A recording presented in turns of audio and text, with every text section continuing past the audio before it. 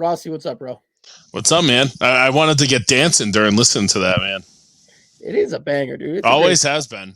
It really has. Even in NXT, it was like a top tier song. I'm glad that I'm sure. I assume that's a CFO song. And I'm glad that they were able to keep that one. It's Yeah, definitely. It really works well with her hair swing. Yeah, it matches her vibe.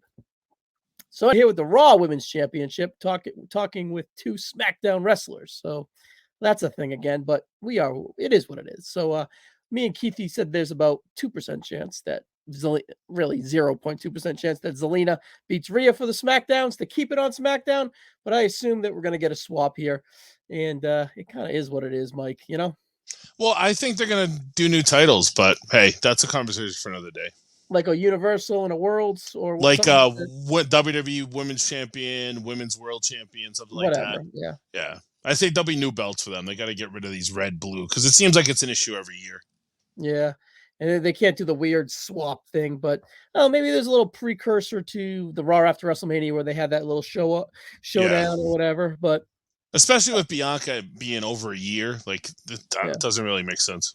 Yeah, well, they did it with Becky too when she had that long title reign with the pregnancy or whatnot. So I think she could just continue it. But I believe Bianca is the lineage belt with the deeper one. The Raw one was, I believe, because of WrestleMania 32 when Charlotte got it, when Lita presented it to her, it was the Raw women's. So, and I remember the SmackDown women's with Becky being the first winner or whatnot. So yeah, I can see Night of Champions being like, hey, new belt day to do a ton of reveals then.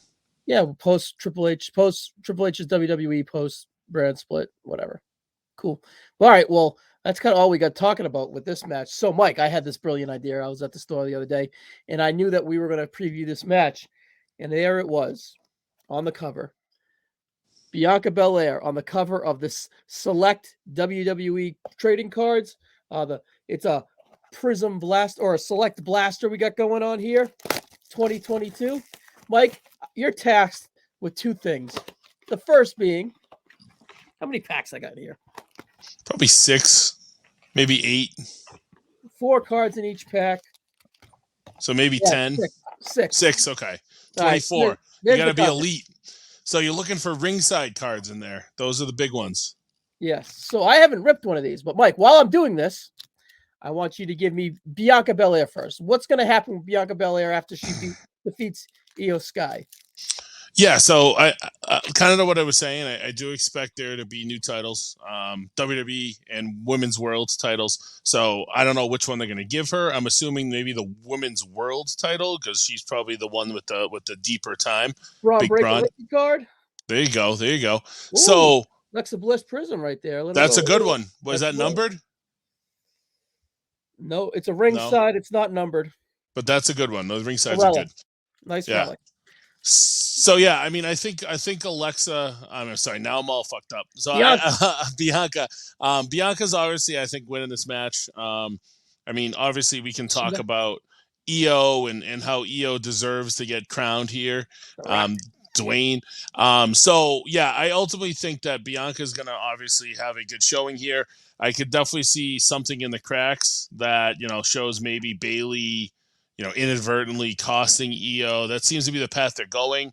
And they've had Bayley and Dakota start teaming together. So I could see Iyo getting left in the smoke and then she turns baby, which probably is a good thing for her.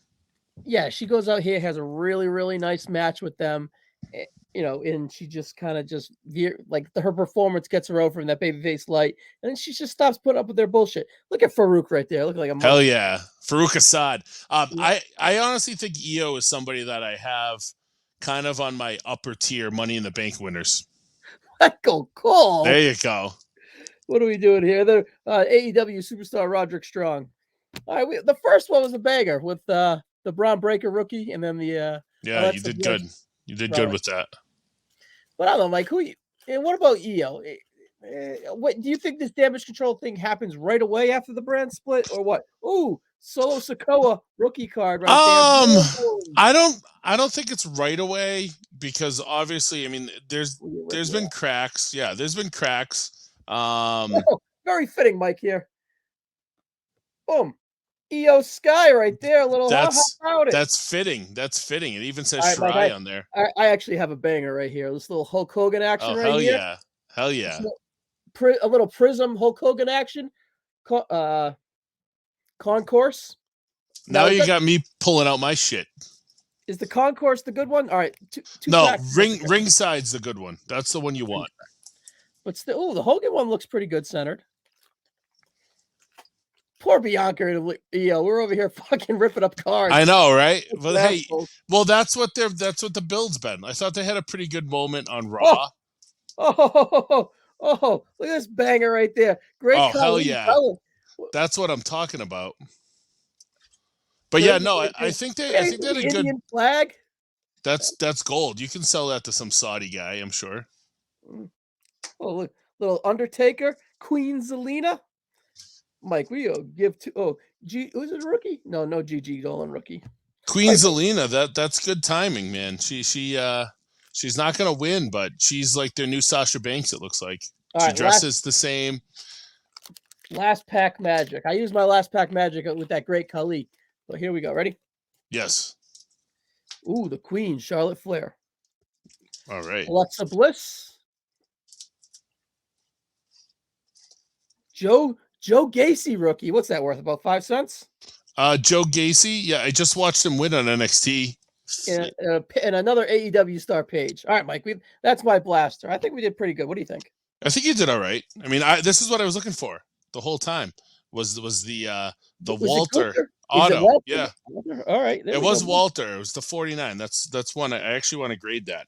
But ultimately, yeah. I mean, I ultimately think that this is a spot that obviously Iyo is going to lose. But I think she's going to come out a bigger star out of it because obviously she'll have a good match. Bianca never really has bad pay-per-view matches unless she's wrestling Alexa Bliss. So I think that this is going to be a big moment for Iyo to kind of shine, make it be known who she is and what she's all about in the main roster. She hasn't really been given that opportunity yet, at least as a single. So I think that she's going to be ready to do good things on SmackDown. That SmackDown women's roster is loaded, but I mean, Io's as good as they come. So I think a babyface turn after Bayley fucks her somewhere down the line is definitely coming. So I'm looking forward to this for Iyo. Even in a losing effort, I think she's going to come out of this a winner. Now, she's on the same brand as Asuka. What's the chance? Better chance she feuds or better chance she tags with Asuka? Because you know they're going to do either. Yeah, I mean, I could see tag and then eventually turn it into a match. I mean, that's kind of the match everybody wants to see. But, I mean, if Bayley needs a partner, I mean, if she needs a partner against Bayley and Dakota, that's obviously who she turns to, I think. This Alexa's ringside, by the way. That's a good card. I just put a Roman Reigns ringside graded on eBay. Oh, really? All right. Gold wave to 10, baby. All right, so Roman Reigns and Alexa are probably the top two sellers of the modern day, really. Alexa's up there, for sure. Which is crazy. Yeah.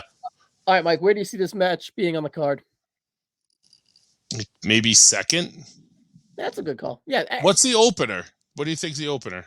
Maybe the three-way IC, honestly, maybe the Bloodline match. Me and D'Amato said that. I think it will be now that you say that, I think it'll be the Bloodline because, yeah, I mean, I think you're closing with Brock and Cody, but obviously you're going to probably need to put this. I mean, I could see this being between right before the main event, too, if you're going to try to put something in between if they want Bad Bunny. They're going to throw it on early. Because I'm thinking you're going to probably want to, with Zelina being the hometown girl, you're probably going to want to do that a little bit away from the Bad Bunny match. So maybe that goes second. Yeah, and this one goes maybe this goes right before the Bad Bunny match because they know they're going to have the crowd throughout the Bad Bunny. Yeah, that's a good call right there. Good call right there.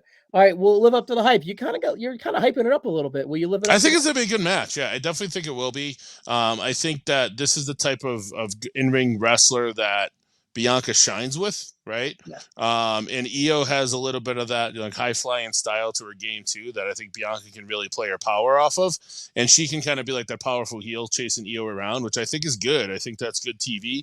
I think it's going to be a good match. I mean, I definitely think it's got a shot to be on the upper tier of matches on this show. Call me crazy.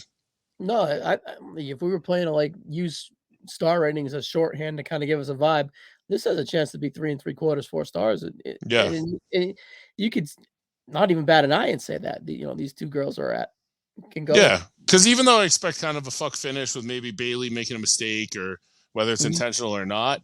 It shouldn't take away from the match because obviously we all expect Bianca to win anyways, right?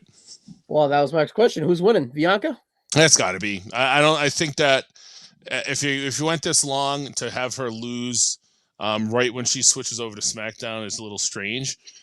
So I think that her power lies in that stacked SmackDown Women's card with her on top, and she's got some fresh matchups there too. So I don't think it's time to pull the trigger. In looking at that SmackDown roster, I don't really know who is next in line to beat her. So I guess that's where Money in the Bank comes into play, especially because I would expect the men's Money in the Bank to be running around Raw away from Roman. So I'd expect SmackDown to have Money in the Bank, and maybe that's whoever that is ultimately who beats her. Yep. All right, Mike, I agree. It should be Belair, and it probably will be. But is this the worst show we've ever done with me opening cards up for? No, it was good because I like that shit. So it's like the best of both worlds for me, man. So we're good. We're good. All right, Mike, we'll catch you on the next one. I'm sure I'll see you sooner than later. Yes, sir. Later.